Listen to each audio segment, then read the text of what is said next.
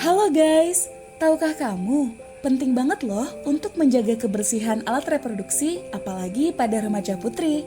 Oleh sebab itu, yuk kita belajar tentang pentingnya menjaga kebersihan alat reproduksi pada remaja putri. Sebelum masuk ke sesi materi, yuk kita kenalan dulu teman-teman.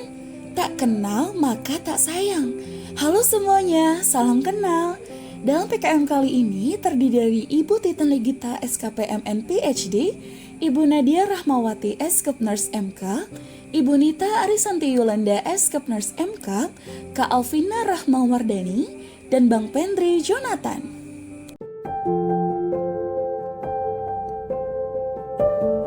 Kesehatan reproduksi adalah keadaan sejahtera fisik, mental, dan sosial secara utuh yang berkaitan dengan sistem reproduksi, serta fungsi dan juga prosesnya. Kesehatan reproduksi remaja merupakan kondisi kesehatan yang menyangkut masalah kesehatan organ reproduksi yang kesiapannya dimulai sejak usia remaja. Sistem reproduksi sendiri diperlukan bagi wanita untuk menghasilkan, melindungi, serta mengangkut sel telur dalam proses menstruasi, kehamilan, dan persalinan. Organ dari sistem reproduksi wanita meliputi vagina, rahim, indung telur, tuba falopi, dan vulva. Oke, kita masuk ke cara menjaga organ reproduksi wanita. Di antaranya, pertama, pakailah handuk yang lembut, kering, bersih, dan tidak berbau atau lembab. Yang kedua, memakai celana dalam dengan bahan yang mudah menyerap, seperti bahan katun dan sesuai dengan ukuran sehingga tidak terlalu sesak atau longgar. Yang ketiga, pakaian dalam hendaknya diganti minimal 3 kali dalam 1 hari.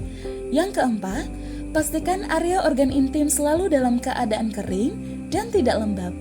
Yang kelima, hindari menggunakan sabun wangi, sabun sirih, deodoran, bedak, dan vaginal douche karena dapat menyebabkan kulit kelamin rentan serta iritasi. Yang keenam, sesudah buang air kecil, membersihkan alat kelamin sebaiknya dilakukan dari arah depan menuju ke belakang agar kuman yang terdapat pada anus tidak masuk ke dalam organ reproduksi. Selanjutnya, yuk kita masuk ke cara menjaga kebersihan saat menstruasi. Nah, cara menjaga kebersihan saat menstruasi dapat dilakukan dengan A. Pilihlah pembalut yang bebas dari berbagai jenis bahan berbahaya dan juga nyaman saat digunakan. B. Ganti pembalut secara berkala, antara 4 hingga 5 kali dalam 1 hari. C. Bersihkan vagina terlebih dahulu sebelum mengganti pembalut. D. Cuci tangan sampai bersih setelah membuang pembalut, serta sebelum mengganti pembalut. E. Rutin mengganti celana dalam untuk menghindari risiko tidak nyaman di sekitar vagina.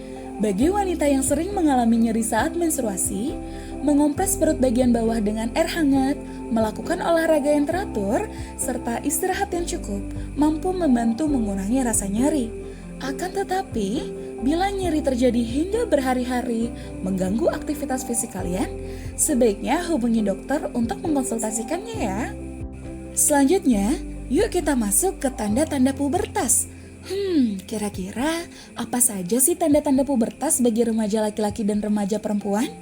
Untuk remaja laki-laki, yang pertama, otot-otot akan mulai tumbuh membesar. Kedua, tumbuh kumis dan rambut di ketiak, di sekitar penis, dan juga di dagu. Yang ketiga, tumbuh jakun dan perubahan suara menjadi berat. Yang keempat, penis dan buah zakar membesar. Yang kelima, timbul jerawat. Dan yang keenam, mimpi basah. Bagi remaja perempuan, akan mengalami yang pertama, pinggul melebar. Kedua, mulai tumbuh rambut di sekitar ketiak dan kemaluan. Yang ketiga, payudara membesar dan puting menonjol. Yang keempat, mengalami menstruasi atau haid. Yang kelima, timbul jerawat. Nah, teman-teman, keputihan itu apa sih?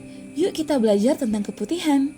Selain mengetahui tentang kesehatan dan fungsi organ reproduksi, kita juga harus mengetahui permasalahan pada organ reproduksi. Salah satunya adalah keputihan. Keputihan adalah keluarnya cairan bening atau putih dari vagina. Cairan ini sebagian besar terdiri dari sel dan juga bakteri. Keputihan sendiri terbagi menjadi keputihan fisiologi atau normal dan patologi atau tidak normal. Keputihan dapat menyebabkan berbagai macam penyakit seperti kanker, infeksi, radang, bahkan menghalangi pembuahan karena terjadi penyumbatan. Ciri-ciri keputihan yang tidak normal yaitu berbau tajam, gatal di area kemaluan, dan berwarna hijau. Lanjut, untuk vaksin HPV. Vaksin HPV, apa itu? Salah satu dampak gangguan kesehatan reproduksi adalah adanya penyakit kanker serviks. Nah, vaksin HPV merupakan vaksin yang diberikan dengan tujuan untuk melindungi perempuan dari risiko terjadinya virus HPV atau Human Papillomavirus, penyebab utama dari kanker leher rahim atau serviks. Organisasi Kesehatan Dunia atau WHO merekomendasikan vaksin HPV diberikan pada anak perempuan mulai dari usia 9 tahun. Untuk dosis pemberian vaksin, bagi anak dan remaja, 1 atau 2 dosis dalam selang waktu 6 sampai dengan 12 bulan bagi anak usia 9 hingga 14 tahun. 1 atau 2 dosis dalam selang waktu 6 bulan bagi remaja usia 15 hingga 20 tahun. Serta dewasa, 2 dosis dalam selang waktu 6 bulan bagi perempuan berusia di atas 21 tahun. Nah, ada juga loh teman-teman, orang-orang yang tidak disarankan mendapatkan vaksin HPV. Siapa aja? Di antaranya adalah 1. Pernah mengalami reaksi alergi yang serius terhadap vaksin HPV. Yang kedua, sedang dalam kondisi hamil. Dan yang ketiga, sedang mengalami sakit yang cukup serius. Nah, itu dia materi dari pentingnya menjaga kebersihan alat reproduksi pada remaja putri. Teman-teman, terima kasih ya sudah menyimak video ini hingga akhir. Sampai jumpa.